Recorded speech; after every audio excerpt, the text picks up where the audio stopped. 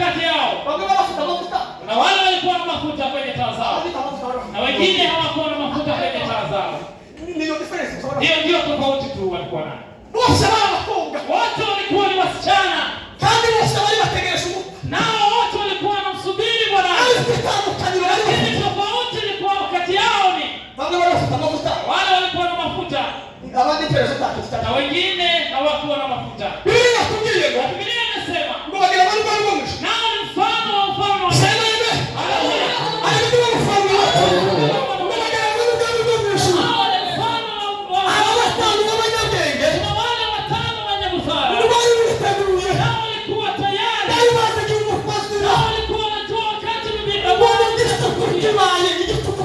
Nao walipofika usiku wa manane, ukawa na kelele.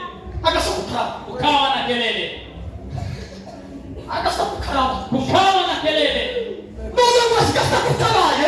Basi kulipokuwa na kelele, na wale wenye busara watano nao walikuwa tayari, nao walikuwa na mafuta kwenye taa zao, lakini wengine watano hawakuwa na mafuta kwenye taa zao.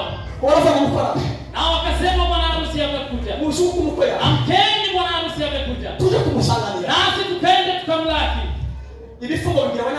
Awali wapumbavu wakasema, nasi tuna shida. Mataa zetu hazina mafuta. Basi tutafanyaje? Hebu tugawie kidogo kwenye wale wenye busara watuwajibu. Nao kusema mafuta tulio nayo hayawezi yakatosha. Basi mafuta ni yetu peke yetu. Basi nanyi mnachopaswa kufanya, nendeni huko kwa duka, nendeni huko kwa wale wanaouza, nenda mkanunue mafuta, nenda mkanunue mafuta yenu. Walipoenda kununua mafuta, bwana harusi akaingia na wale akaingia na wale wenye busara, wale ambao wameenda kutafuta mafuta. Waliporudi wakapata mlango imefungwa. Nao wakasema, tufungulie, afadhali tufungulie. Naye akawajibu akasema, sijawahi kuwajua. Baada ya kelele, hakuna tena thamani ya mafuta. Mchungaji, mafuta huwa na thamani baada ya kuwa na kelele, lakini kelele kisha kutokelezea, hakuna tena thamani ya mafuta. Basi bwana harusi akasema, sijawahi kuwajua. Nasi wote tumekaa kwenye kanisa, basi sote tunamngoja bwana harusi. Lakini tofauti ni moja tu, wale wako na mafuta na kuna wale hawana mafuta kwenye taa zao. Na wale ambao mafuta yameisha, mafuta tunayo hayawezi yakatosha. Endeni huko mkanunue, nanyi muende kabla kelele ipigwe. Ngoja kelele itokelezee. Basi mafuta yenu yanatoka. Wale wasichana watano nao walikuwa na mafuta. Nao walienda kutafuta mafuta na wakanunua, lakini tena haikuwa na thamani. Nao hawakuingia kwenye harusi. Nao hawakuingia kwenye harusi. Ukiimba na kuona kweli imekubalika, ukishauta haleluya, nao inawezekana. Ukimwombea mgonjwa naye atapona. Mafuta yako yakwaje? Amen. Haleluya. Amen. Haleluya. Haleluya.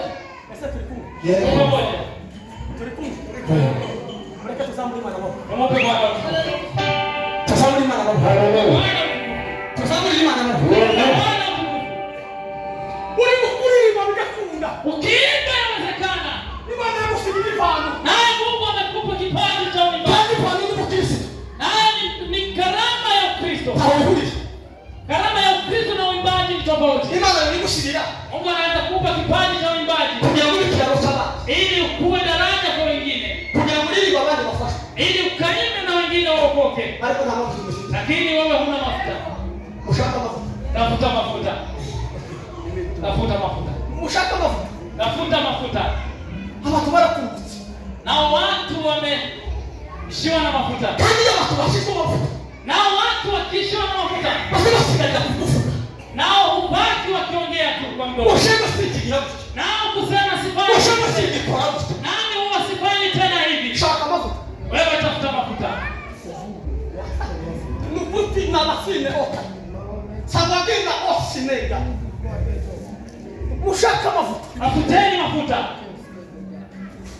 Muze twicare hasi tuje inama tuganire kuzuru urugendo twatangije kogo dizira yabaye ndende imisozi nayo irushaho guterera ese rero mubona ko tuzagera imuhira dute mbese mubona ko tuzagera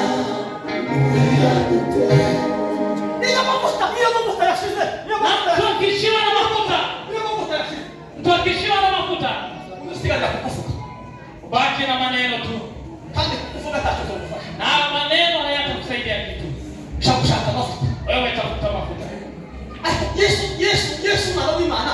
Yesu mwana wa Mungu. Wakasabu ibo muhanakunya. Alikuwa akishinda kijijini. Agakora ibitangaza Na kufanya miujiza. Ni mugoro wakanga kusoka. Jioni anaenda kwenye mlima. Wewe kuririmba.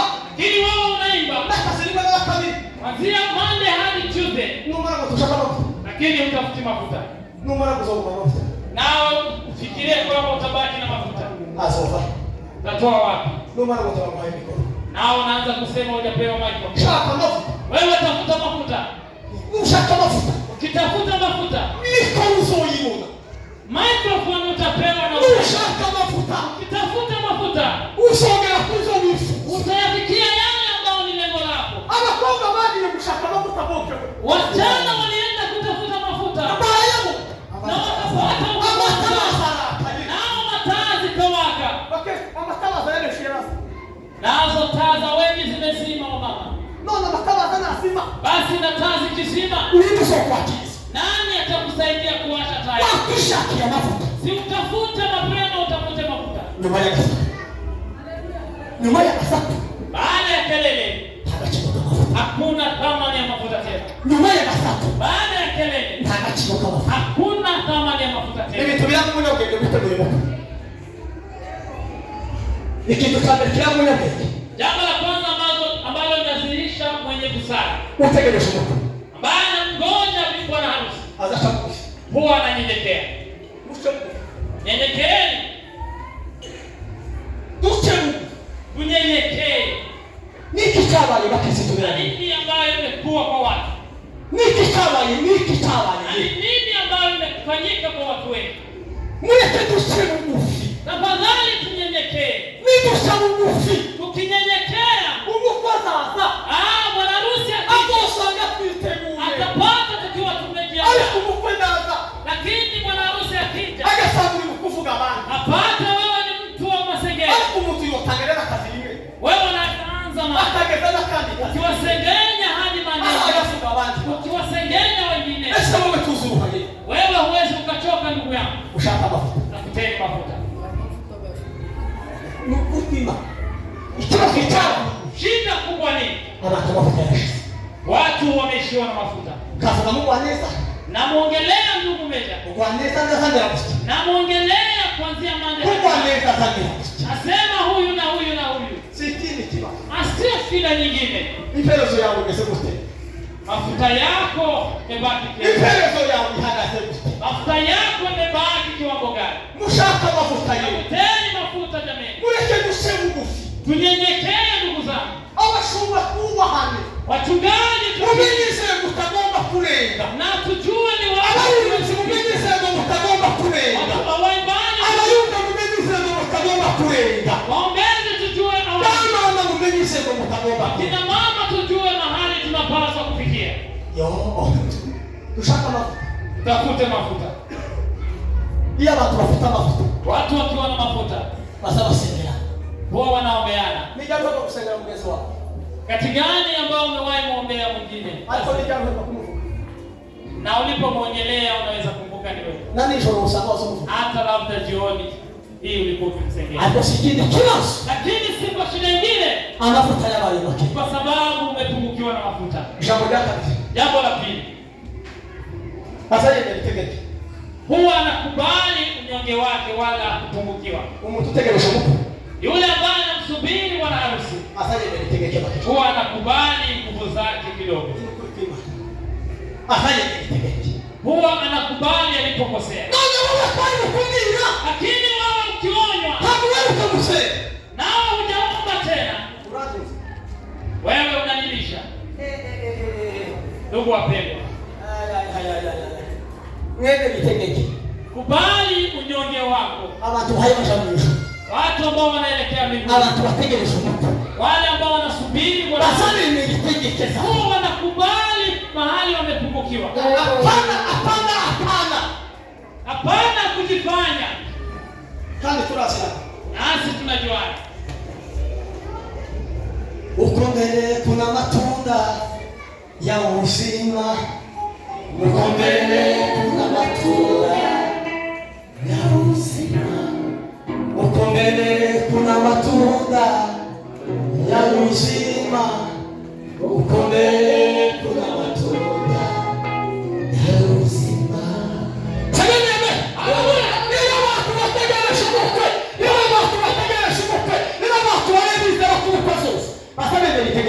Watu wakimsubiri bwana harusi huwa wanakubali walipotoka. Mubanye gute na wakina mama?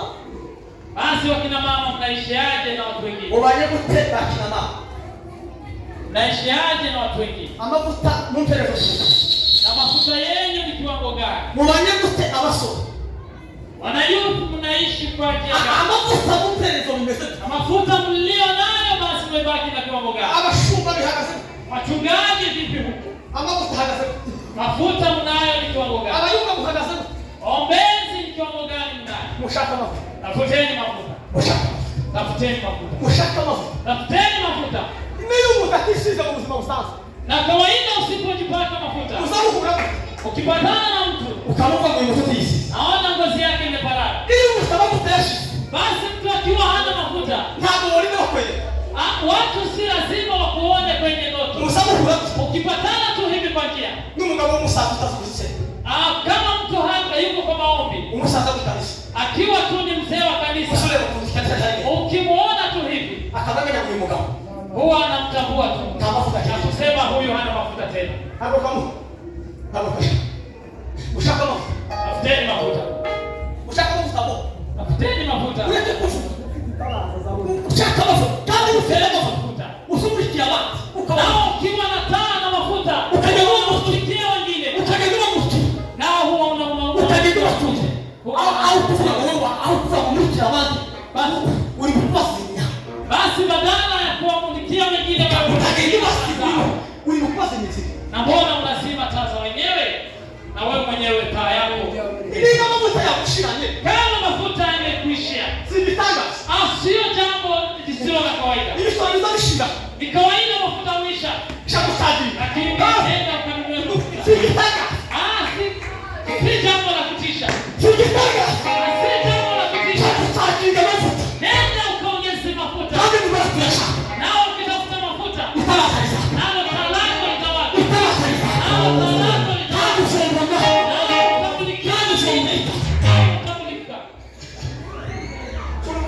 Ambapo tutaweza.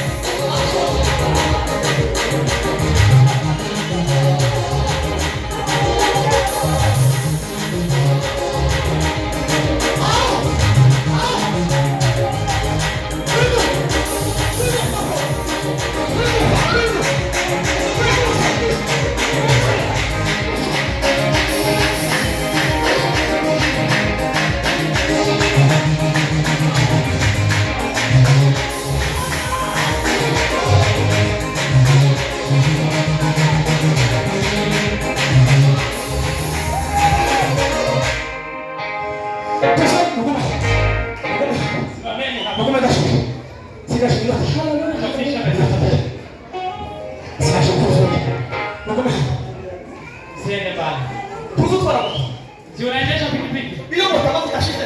Mafuta ikikuishia, hasa kujaribu. Ni kwenda tu kununua mafuta. Ruja. Kwa sababu isharudi.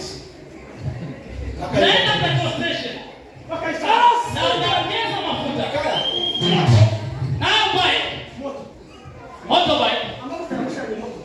Motorbike mafuta imekuishia. Kunywa mafuta. Na ukiongezea mafuta kwenye tanki. Nawe kijana haya hukubali kwenda. Basi mafuta mezeko. Wewe mafuta umebaki na kiwango gani? Nikikaza tatu kigeni. Huna hata kidogo. Usigalie kusa kugenda ufuga bati. Wewe umebaki mdogo tu kuongelea wengine. Wewe na masho au na mama. Unaona ndugu na unaona ndugu na ndugu. Haya. Shaka mafuta. Tafuta mafuta. Ushaka mafuta. Tafuta mafuta. Wewe ndio na wasabi na wasi.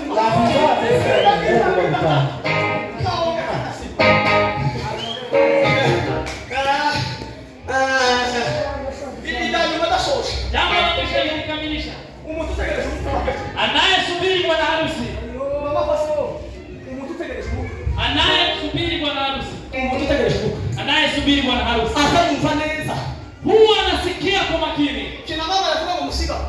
Kina mama akisema wa mama wabaki. Sasa kwa nini tukuelewe mlimo ukaelewa Mungu? Na mbona mnatazama kazi ya Mungu kwa mtu fulani? Shida mama ucho kutaki. ndio sababu. Ongezeni mafuta. Wewe kama unakuelewa mlimo mlimo somo. Na mbona mnaona kazi ya Mungu kwa mtu fulani? Na kufikiria kwa watu wa Mungu.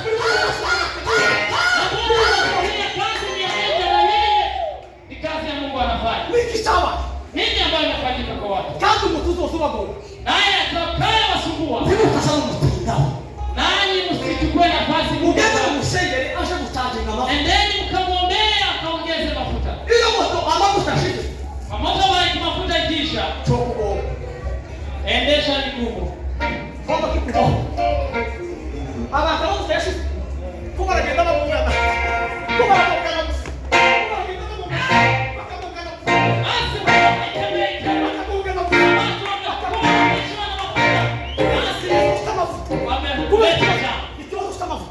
Shida ya mafuta. Ushaka mafuta. Tafuteni mafuta.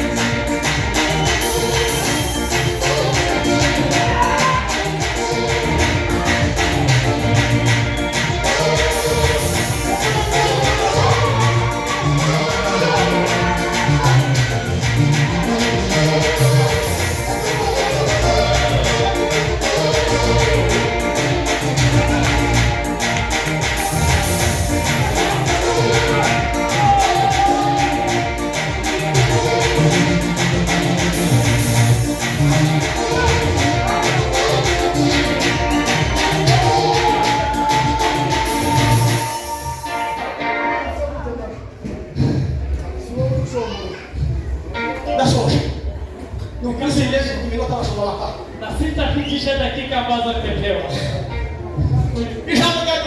Jambo la mwisho. Mustaji. Endeni mkaongeze mafuta. Kuja. Kuja wanakula kwa nini? Ongoza wanakwaya wanafikiria ni kitu. Si mambo ya kitengela. Tafuta mafuta. Usipotafuta mafuta. Jambo la mwisho. Anayesubiri bwana harusi. Huwa anapenda kusoma. Tuwe pamoja. Amen. Anayesubiri bwana harusi. Anaye na mafuta kwenye yake. Huwa anakubali kusoma na kushauriwa. Isi Mungu anupenda ulimwengu. Kusoma nao watekezo. Ili amwaminie asipotee. Bali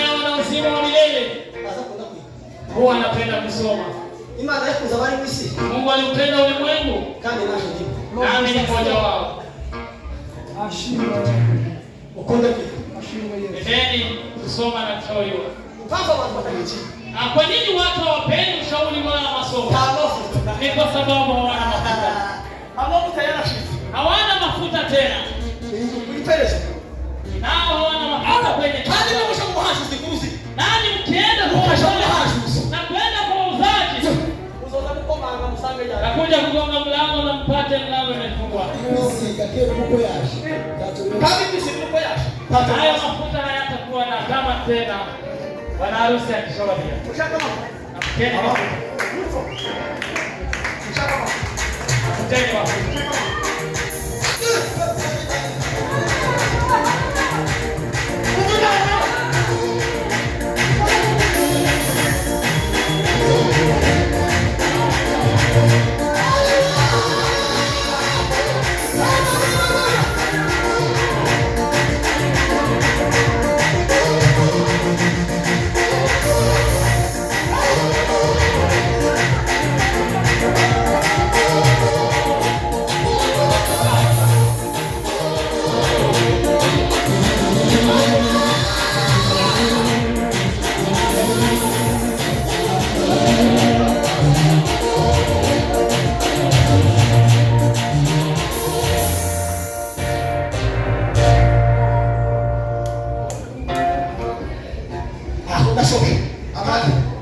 Minota ya Jessica, minota ine. Baki na refrain. None. Basi. Imani rohonge. Na Mungu awabariki. Ushaka mafuta. Mteni mafuta. Kandi ni mumara. Ani ukipata mafuta. Mite kurumuka. Ujiandae kwa sababu ya harusi. Ukomeshe kusoma kitabu. Ukiendelea kusoma kitabu hiki. Kagera kurogotu milaka. Na kufika kwa mstari wa 13. Sasa hapa kumwe basi kwa kusala Yesu chamiki. Anasema iweni macho kwa sababu hamjui Wakati Yesu azazira. wakati Yesu atakuja. Ukotosoka hano. Watakamilisha ibada na bwana harusi aingie. Umuko Yesu walitumira abana. Na bwana harusi anaweza kuja ukiwa unapika Umuko chakula. Yesu uhayuruka. Anaweza kuja ukiwa umelala. Umuko Yesu uhayufuka bandi. Bwana harusi anaweza kuja ukiwa kwa masengenyo. None nasa. Na akija Wewe ukamlaza chapati. Ukamlaza chapati. hata unanunua chips. Wadhuri na mimi. Kazi ni tupatane mahali. Wadhuri na mimi tugandile. Tugandile. Mugandile kukie. Mugandile. Sengenye nani? Mugandile. Mugandile. Waravuga hejuru. Chapati. Ushaka mafuta. Teni mafuta. Ikigitoga kubabwira ngo popo. Asubuhi ya leo nasema nakutaka Abakozi bategereje umuta. na asubuhi Ushaka mafuta. Kandi ni mama. mafuta. Mwite mu muta. Bakesha